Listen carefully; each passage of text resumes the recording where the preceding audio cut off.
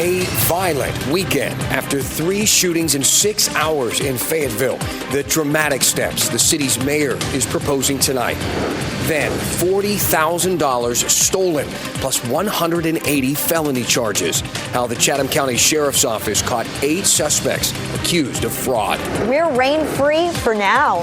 How long a high-pressure system keeps us warm and dry before near-record heat and storms creep back into our forecast. Happening right now, the Fayetteville City Council is holding its regular monthly meeting, but this comes after a violent weekend. Thank you for joining us here at 7 o'clock. I'm Dan Haggerty. The mayor of Fayetteville called a special meeting for next week to propose a public safety state of emergency and citywide curfew. He also wants more security there. This after 2 people got hurt across several shootings near the Fayetteville Dogwood Festival, which was happening downtown. WRAL's Carly Haynes spoke with people who witnessed the violence and want to see change. A time of celebration interrupted by panic. Multiple rounds of shots fired. One of those shootings happened here in front of this gas station. It sent 2 people to the hospital, and the police response was captured on surveillance video. Evidence markers steps away from Fayetteville's Dogwood Festival Saturday. One of 3 shootings near downtown in 6 hours. I think it's sad. It's very disheartening that we can't have family-friendly events without such tragedies happening. Gun safety advocate Tiffany Campbell is calling for change after crime cut through a community weekend. It just shows how much more work we have to do. Surveillance video shows people run for cover outside of Liberty gas station. From there, the scene grows with first responders. Police say 2 people got hurt in the shooting. A woman described the chaos. And my husband was like, run, run, run. And we ran back to the building. And when we got inside, I just completely broke down. I was so nervous. I didn't know where the shooter was, where it was coming from. Especially alarming, since another shooting happened minutes away just an hour before off Maiden Lane. Police say a bullet hit a car. It was mass chaos, lots of people running. The Dogwood Festival ended early, but the crime continued. Another shots fired incident around 2 a.m. near a downtown sports bar. Campbell said with so many incidents, police can only do so much to stop the violence. We got to be able to figure out how to amicably end things and just let it go. And the Dogwood Festival resumed on Sunday. Now, there is a city council meeting that is happening tonight, but that is separate from the special meeting the mayor has called next Monday. Carly Haynes, WRAL News, Fayetteville. Thank you, Carly. For the first time, community members in Zebulon had their chance to ask some questions after the town leadership there made some major shakeups just days before. This comes after the town manager and the assistant town manager both resigned 4 days apart. WRAL's Heidi Kirk is live at the Zebulon Community Center, where that meeting just wrapped up a few minutes ago. Heidi. Well, Dan, I counted more than 100 people who showed up from the Zebulon community here to the Zebulon Community Center to express their concerns about this recent shakeup in leadership. If you look back there, you can see some of those people still in the building as it just wrapped up moments ago. Now, I spoke with some of the people who just exited the building, saying that they're not happy with some of the answers that they got. Now, town manager Gilbert Todd Jr. resigned after less than 4 months on the job, saying he was given directive by the Board of Commissioners to place the assistant town manager on administrative leave with no grounds to do so. 4 days later, assistant town manager Kellyanne Williams followed with her resignation. Now, the town commissioners denied any wrongdoing tonight, but confirmed that Williams was suspended prior to her resignation. At today's meeting, the mayor pro tem and interim town manager said they can't share more information about the suspension or resignations due to privacy laws. But now they say the top priority is filling those positions. The board is taking the matter of not having a permanent town manager very serious. We are doing our best to expedite the process of hiring a permanent town manager. Currently, our interim town manager is set to be with us to the end of June as we work to get the budget passed. And in that time, the board will be working very hard to find a permanent town manager. Now, these are not the only positions that have experienced turnover in the last several years. We're going to continue looking into this and asking questions of those town officials as we did tonight. Heidi Kirk, WRAL News, live in Zebulon. All right, thank you to Heidi. So we had a chilly start to the work week, but then it really started to warm up to a beautiful day. That warm-up's going to continue. We could be in the 90s before it's all said and done. Meteorologist Kat Campbell on the WRAL weather patio with a look at this heat up, Kat. And, you know, it's hard to believe. We were at 45 this morning. We're talking a record heat now by the middle of the week, and it's not going to take very long to get there. This is the setup. It's a very June-like pattern for us. High pressure is offshore, and that means we've got a south wind. That's going to warm us up, really heat us up, and increase the humidity as well. And there will be some isolated summertime thunderstorms possible by the time we get to Wednesday through the end of the work week. Let's talk about the record highs. Not quite there tomorrow, but it's warmer. 85 the forecast high tomorrow. We are forecasting a record on Wednesday, though. 91 is our forecast high. The previous record of 90 was set back in 1906, so a long-standing record. But we do have a cold front on the way, and this could bring our best chance for storms this week. The timing is shifting, though. We're backing it up a bit, and I'll talk more about the new timing coming up. All right, Kat, this is Brian Schrader in the WRAL Live Center. We've got clear skies for a rocket launch. It happened right at 7:01 from Cape Canaveral. Live pictures there from Cape Canaveral. And this should be visible in the eastern sky. We're keeping an eye here from Raleigh on the WRAL studio tower camera looking off to the east. Not seeing anything there and haven't seen anything just yet on the Carolina Beach camera, but it should be visible in many areas at least. If you want to pop outside, take a picture or video and send it to us at WRAL.com/reported. Brian, thank you. $40,000. That's how much investigators say 8 people stole from an elderly man in Chatham County. The group has more than 180 total felony charges now for using that man's information and money to pay their bills and open credit cards. Chatham County Sheriff's Office Staff Sergeant Rob Miller tells us this kind of crime is becoming more common. It's important that as family members start to get older and unable to keep up with things, keeping a track of their accounts. In this case, the daughter was power of attorney, and that's great because she was able to get a lot of records from the financial institution to help us where the father may not have been able to do that. Miller says it's also important to know who you are letting into your home, especially when hiring a home health aide or to take care of a loved one. All right, let's get you caught up now on the other news headlines from today. These are the 5 things you should know right now. 2 football players were among those injured in a deadly campus shooting at Elizabeth City State University. The school says the 24-year-old man who died was not a student. This shooting unfolded early yesterday during a weekend celebration called Viking Fest. Classes are canceled now until Wednesday, and exams, they say, will take place remotely. Multiple agencies, including the SBI, are investigating this shooting. Jury selection started today for the Raleigh man accused of beating his parents and killing his mother in that beating. Our cameras were rolling the last time Christopher McCullough appeared in court. He's accused of, again, beating his mother and dad and doing all of this in front of his 2-year-old son back in 2023. His mother died from her injuries after that attack. Now he could face the death penalty if he's convicted. Jury selection is expected to last 2 to 3 days. The last UNC student to be stripped of legal status earlier this month has now had it restored. At least 10 students at universities in the Triangle were impacted without notice when the federal government revoked visas from many international students across the country. UNC Chancellor Lee Roberts confirmed Friday that the other 5 of the 6 students affected at the college did regain their status as well. Though it's important to note the move does not restore revoked student visas, which they do need to re-enter the United States if they leave. Tomorrow, we expect a final decision on whether to keep fluoride in the drinking water in Harnett County. This would also affect people in Holly Springs and Fuquay-Varina. This comes after health officials recommended to the County Board of Commissioners to keep it in the water supply last week. Members emphasized fluoride levels are closely monitored. The SPCA of Wake County is closed to the public this week due to a parvo outbreak. 2 infected puppies were brought to the Wake County SPCA from a different county. They are being treated, those puppies, and exposed dogs are being quarantined. Anyone who recently adopted a puppy will also be notified.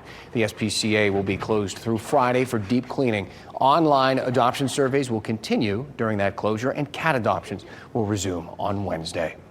no comment. Bill Belichick's girlfriend shutting down questions about their relationship during an interview. We look into how much of an influence Jordan Hudson is having on the UNC football program. Plus, car seat safety. North Carolina lawmakers are considering a change that could put your child back in a booster seat. The details of the proposal next.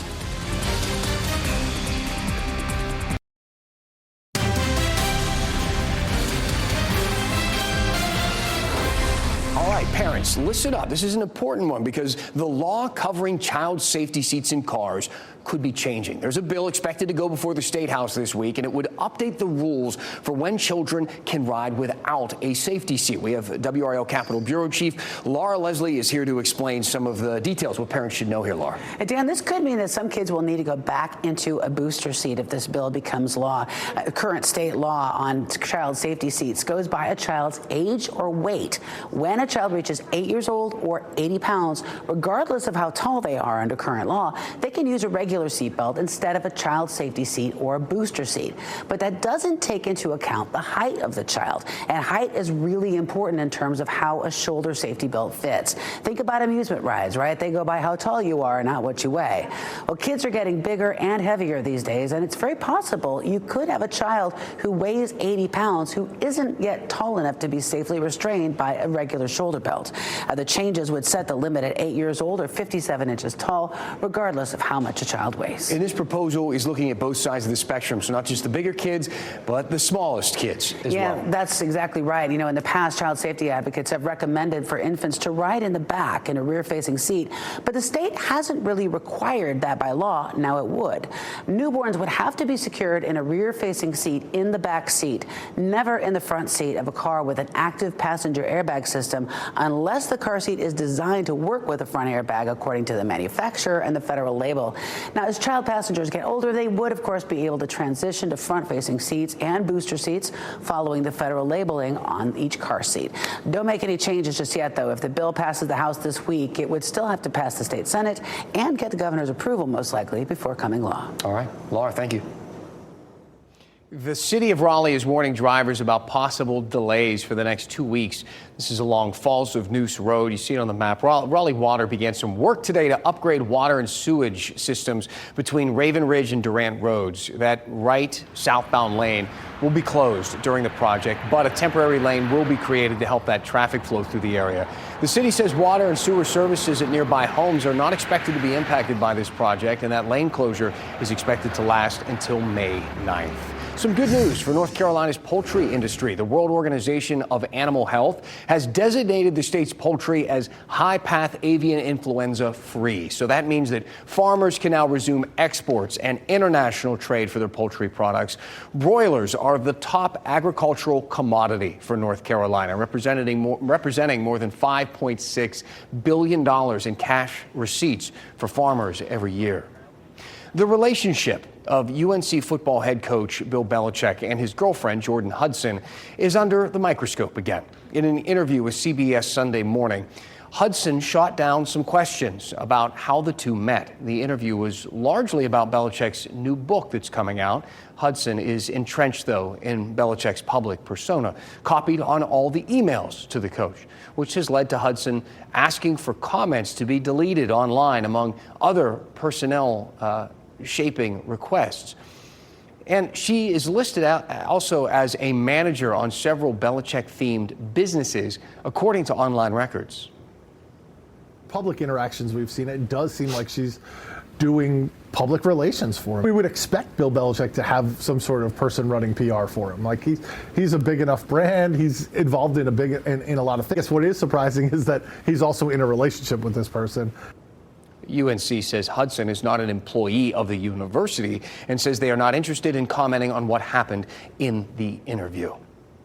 All right, meteorologist Kat Campbell, let's go back out to her. She's been delivering some good news. It's going to be a warm week. We do have a little bit of rain in the forecast toward the back end. Yeah, it's a Monday. We gotta bring the mood up a little bit. 77 degrees outside right now. It's gorgeous. I've seen so many people out here on the WRAL gardens taking their pictures. We've got engagement pictures, graduation, maternity photos. One of my close friends, her name's Emma. She's about to turn 3. She came out here for some family pictures. 39 is the current dew point. That's why it feels so great out here. The air is crisp, it is dry, and it's just gorgeous outside to start the week. Tomorrow, the humidity stays low. Temperatures go up a little bit, but it's great baseball weather if you're looking for something fun to do outside that's family friendly. 72 degrees for the Bulls game. It's at 11 a.m. And for the Mudcats as well as the Woodpeckers, we're looking at temperatures in the low to mid 80s. Nice weather tomorrow, but it's about to get hot. We had 45 for the low this morning. By Wednesday afternoon, we go to 91, just between Monday morning and Wednesday afternoon. Another big temperature swing on the way. We could actually be back in the 40s again by this time next week in some locations. We've got a cold front on the way. It's still a ways away from us right now. And the bulk of the energy from that big storm system that's bringing severe weather to the northern plains tonight is going to stay well north of us. So we're not expecting direct impacts from that round of severe weather. However, we'll watch this cold front as it moves closer to us. Over the weekend, it looked more like it would get here during the day on Friday. Things really slowed down on the new model trends that we've seen today, so we had to bump up Saturday's rain chances and bump down Friday's. That could still change. This is a newer trend. I know there are a lot of outdoor events happening this weekend on both Friday and Saturday. One of the 2 days looks like it's going to have a pretty good chance for rain. We'll continue to keep you updated as we get closer as to the exact timing of all of that. In the meantime, Wednesday, Thursday, just small storm chances in the forecast those days as we take on much more of a summer-like pattern. So let's track the cold front. Out ahead of the front is when we could see just a couple of spotty showers and storms, but the front gets closer to us Friday and it hangs out close enough Saturday where we've got some rain with us. Still, Sunday looks pretty good. High pressure will build in once the front finally does pass, and that northwest wind behind high pressure is going to be quite nice. It'll bring another drop in humidity and temperatures. Wednesday's 91 would be the record high. Previous record 90 set back in 1906. So that's a long-standing record that we expect to break on Wednesday. Thursday 90. Friday almost 90. Right now Friday has about a 30% chance of a storm. Our best chance for storms right now is on Saturday, and then we dry out for Sunday. Look at those lows though. We're likely to dip back down into the lower 50s to start next week. And next Monday and Sunday could be just as nice as yesterday and today. It's almost like we're kind of in this pattern. Sundays and Mondays are nice. If only we could shift that to Saturday and Sunday, Dan. Yeah, exactly. Well, in the meantime, we'll take what we can get. Thank you, Kat. All right, coming up, gator wrangled. One last thing for you as we look into our state's alligator population after a 10-foot alligator was removed from a Brunswick County neighborhood.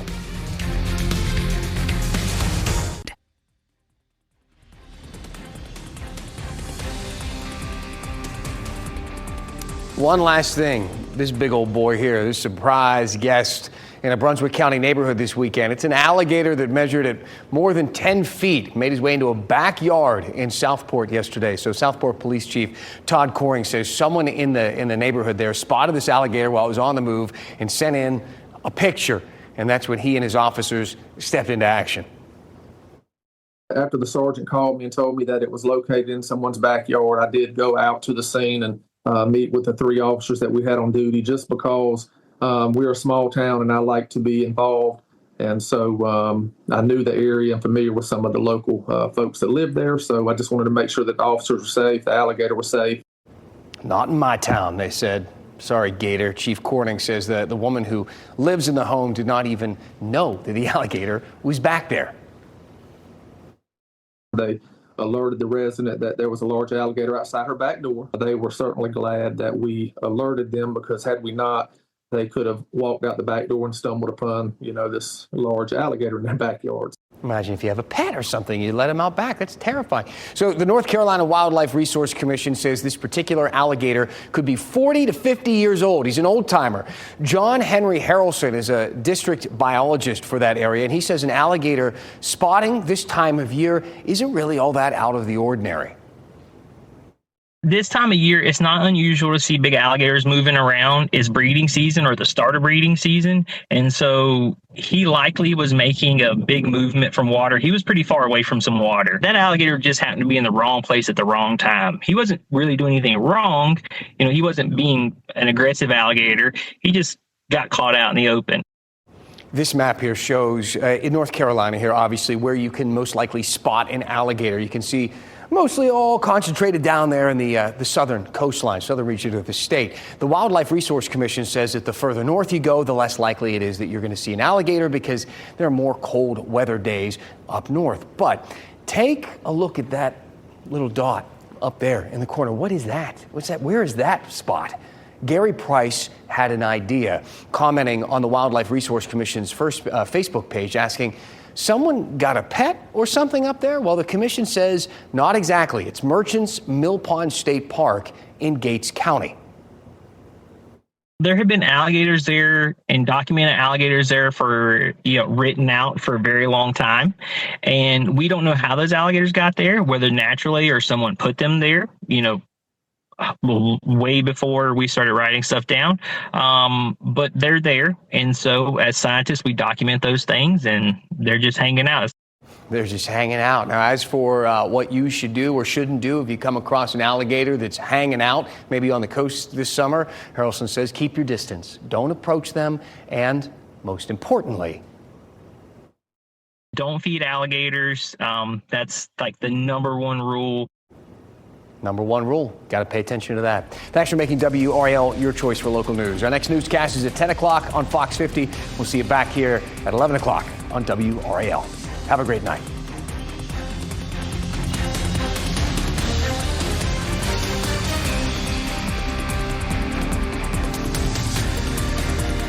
Keep watching WRAL News over the air Channel 34 and Spectrum Channel 1257.